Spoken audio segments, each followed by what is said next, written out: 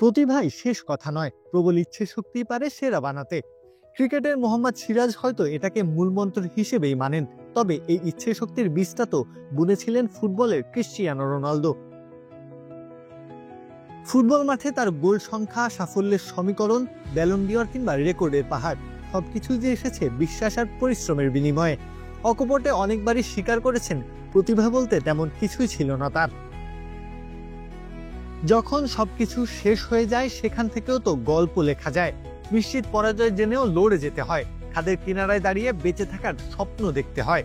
সবাই মুখ ফিরিয়ে নিলেই তো লড়াই শুরু হয়, যার হাতিয়ার কেবল বিশ্বাস আর পরিশ্রম। রোনালদোর চরিত্র তো শিখিয়েছে এটাই, যা ছড়িয়েছে গোটা বিশ্ব মহলে।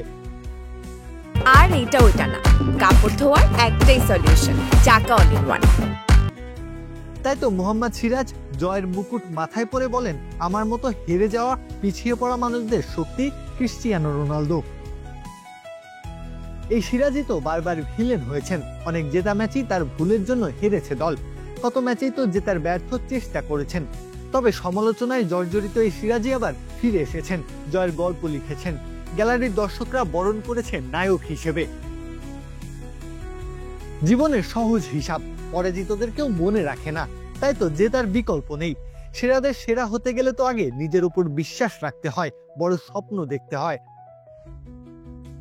ক্রিশ্চিয়ানো রোনালদো এই ব্রত নিয়ে অনন্য উচ্চতায় পৌঁছেছেন। অনেক হেরে যাওয়ারাই তার এই মন্ত্র বলে জিততে শিখেছে। দিন শেষে একটা জিনিসই সবাই মেনে নিয়েছে, হারার আগে হারতে নেই। প্রত্যহ কাব্য, খেলা ৭১।